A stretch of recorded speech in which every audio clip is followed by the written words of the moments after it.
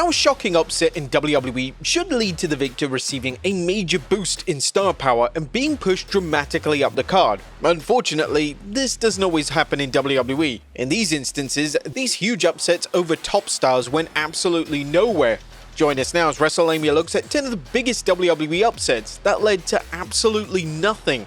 Be sure to subscribe and hit that notification bell for daily wrestling videos and follow us on Facebook for exclusive lists. Number 10. Austin Theory vs John Cena. Now, Austin Theory was virtually handpicked by Vince McMahon to be the next John Cena, so a match between Theory and Cena made all the sense in the world. By the time WWE delivered the match at WrestleMania 39, there was already concerns that Theory wasn't ready for a main event spot, and this was supported by WWE booking him to fail his cash-in on the US title no less, and Cena outright burying him in a promo before the show. Now, the match itself was nothing special, and despite Theory picking up the W, it didn't really benefit him in any way, shape or form. In fact, he basically disappeared off television afterwards, and it was a complete waste that WWE put Theory over as one of the biggest stars of all time. And Austin Theory reflected on a winner during an interview with Chris Van Vliet. He mentioned, "Yeah, I get it because he wants everybody to believe that I don't have it, that I'm screwed, but that is a man that says that because when he looks in my eyes, he knows that I have everything. I do. He has a legacy, he has so much. Everybody knows John Cena, he's the top of the top. I think when he looks at me and sees that I'm 25 and he sees them at the level that I'm on and the things that I'm doing and the level that I'm growing at, I can't be touched. I really can't be. So you have to look into my eyes and tell me that if I beat you, that I'll lose everything." But we all know that's wrong, John. Why, if it means nothing, does he even want to have this match? He wants to have this match because I'm the most important thing in WWE. Theory felt that he was the most important thing in WWE at the time. In recent months, it's become a running joke that Theory went from defeating Cena to being obsolete and a non-factor on WWE television. Luckily for Theory, he's still young, so he still has a chance to rebuild himself. But there's no denying that WWE handled the fallout of his WrestleMania win in the worst possible way. Number 9. Money in the Bank 2020. Now, heading into the Money in the Bank ladder match in 2020, WWE had numerous options when it came to the men's winner, including AJ Styles and Daniel Bryan. However, WWE oddly went with Otis, which was one of the more surprising match outcomes of the past decade. Absolutely nobody expected Otis to win the match, and whilst there was no denying that Otis was over with the crowd, he was just a comedy act at the time, so it was hard to imagine him as potentially being a world champion. It was subsequently reported that WWE wanted to capitalize on his popularity, and due to the event taking place during the COVID-19 pandemic, it would act as an unexpected moment that would generate buzz. Sadly for Otis, it was apparent in the weeks and months that followed that he was never going to win the world title with the briefcase. He was still presented as a comedy act, and even Otis himself during an interview with Chris Van Vliet admitted there was absolutely no plan in motion. "I don't think there was a plan. Nah, I don't. The WWE would eventually decide to pivot and go with The Miz as Mr. Money in the Bank. The former WWE champion would defeat Otis on pay-per-view to win the briefcase, and Otis would unfortunately fall severely down the card. This was yet another case of Vince McMahon booking something out of nowhere for just shock value, but having no plan in place afterwards. He clearly had zero intention of having Otis as world champion or even a main event talent, so why on earth would he put the briefcase on him in the first place? It made zero logical sense. Number 8. The Undertaker vs Kozlov. On the road to WrestleMania 25, WWE decided to have Vladimir Kozlov defeat the legendary Undertaker clean on SmackDown. The victory sent shockwaves through the WWE fanbase as the dead man rarely lost, and fans questioned if Kozlov was the right man to pick up the win over the icon himself. You gotta think at the time, The Undertaker rarely had any clean defeats against him. Now, it was reported that WWE were considering having a rematch between the two at WrestleMania 25, and naturally the report received significant backlash, as absolutely nobody wanted to see the match again. It was almost as if the negative reaction to the Kozlov win changed WWE's standing on them, as he went from being rumored for the Undertaker match at WrestleMania to being left off the card entirely. This win could have been saved for a wrestler that fans wanted to see in the main event position, but this came at a time when WWE were insistent on making Kozlov a major player in the company. Number 7. Heath Slater vs Seth Rollins. Now, Heath Slater was fairly popular during his time in WWE, and he was widely regarded as one of the more underrated workers in the company. When Heath Slater pinned top WWE star Seth Rollins on Raw in 2014, fans had hoped that this would actually lead to a sustained push for Slater, but that wasn't what happened. Slater quickly found himself back on WWE main event before he knew it, making the huge moment a complete waste of everyone's time.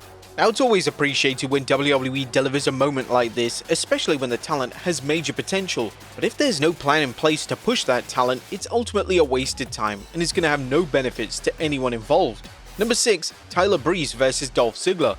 Now, fans were excited for Tyler Breeze on the main roster in 2015. Breeze had a stellar run in NXT and he was one of the strongest in-ring workers in the company. WWE were going all in on Breeze, so much so that they had him defeat former world champion Dolph Ziggler at the 2015 Survivor Series, but this is where things actually started to go wrong for him. Breeze had upset WWE management mainly due to him leaving a SmackDown taping early, and this actually led to him falling out of favor in WWE. Tyler Breeze went from defeating a former world champion to not being booked on the show at all, and he was never the same again. Number 5. Solo Sikoa vs John Cena. During John Cena's final few extended runs in WWE, he was keen to put over talent left, right and center, and at Crown Jewel 2023, John Cena decided to put over Solo Sikoa in the most convincing manner imaginable, but one of the problems was that the match was heavily panned. The two had negative chemistry in the ring, and despite the win, Sikoa didn't exactly look ready for the big time. WWE evidently realized this, as instead of capitalizing off the biggest victory of Solo's career, they decided to have him go on an extended losing streak. A losing streak that became a running joke on social media. The streak would be so significant that he would have 39 losses and 2 no contests. Sikoa would finally end the losing streak on Friday Night SmackDown after defeating Kevin Owens, his first televised win since his match with John Cena. Number 4. Barry Horowitz vs Skip. Barry Horowitz was WWE's resident jobber, and when he pinned Skip at the 1995 SummerSlam, it appeared that WWE decided to move Horowitz out of his jobber role. Unfortunately, that wasn't what happened. Horowitz would even make the Survivor Series card in 1995, but he was pinned in a traditional matchup and soon found himself back to being a jobber again. Number 3. Fandango vs Chris Jericho. When Chris Jericho found out he'd be working with Fandango at WrestleMania 29, he was totally livid. It was a call with The Undertaker that influenced the wrestling legend to take the match, and in typical Jericho fashion, he gave it his all. Jericho would put over Fandango in the match, and to WWE's credit, Fandango, well specifically his song, was one of the most popular things to come out of that year's WrestleMania. Sadly, a concussion derailed any plans for a serious push for him, and a reported Intercontinental title win was scrapped from the creative plans. When Fandango eventually returned to television, it wasn't the same. Fans had lost interest in him as a character.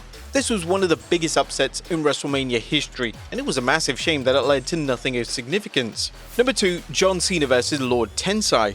Now, upon signing Matt Bloom to a WWE deal in 2012, WWE wanted to position Bloom, who would now be known as Lord Tensai, as a top heel on Raw. To achieve this, they would have Bloom defeat notable names including John Cena and CM Punk. These victories should in theory have helped propel Tensai and establish him to the audience as a top heel. But the problem was that fans just couldn't stop shouting Albert at him at every single match, and it became a great distraction as a viewer. According to a report from PW Insider at the time, Vince McMahon decided to give up on several characters, and Tensai was one of those names. We noted before that Vince McMahon had reportedly soured on the Brodus Clay character, and gimmick changes may be coming for the big man. The same thing is being said about Tensai. WWE officials had big hopes for Tensai when he returned to WWE earlier this year, but plans for his push have been nixed. The WWE had such grand plans for Tensai that a WWE title run was heavily rumored. WWE would then make a pivot after a major win over Cena, and Cena would soon find himself in a feud with the Big Show, a feud that most fans believed was destined for Tensai. Tensai had a major fall from grace following the Cena win, as it wasn't just a case of him not being featured as a main eventer. He was quickly relegated to being a glorified jobber, and just a few months later, he was dancing in comedic segments on Raw. And number 1, AJ Styles vs Jackson Riker. During Vince McMahon's final few years running WWE, he had an obsession with pushing a random talent for a few weeks, before dropping the push altogether. One of these pushes came in 2021 when he suddenly decided that Jackson Riker was going to be a huge WWE star. Riker had done little to impress fans, and they were totally baffled when he was suddenly receiving significant television time. This came to a head on Raw when WWE decided to have Riker defeat the legendary AJ Styles in a featured match. This decision led to a lot of controversy online, with fans questioning what McMahon was thinking. Did WWE have any long-term plans for Riker after this monumental win? Well, of course not. The best they could come up with was a TV feud with Elias that resulted in 0 memorable matches, before Riker was then relegated to WWE main event to spend the rest of his WWE tenure. This was during a time period where there were so many talented names in the company, such as Ricochet and Andrade, who weren't even getting a push, but McMahon would just give huge victories to names that fans had no interest in seeing. It was almost as if McMahon believed that he knew what fans wanted, but this was rarely the case, particularly during this era of WWE. It was certainly a frustrating time to be a WWE fan, and it was completely understandable why so many fans were leaving the product behind.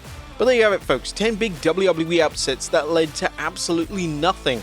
Be sure to leave your comments down below, and I'll see you next time with some more wrestling content.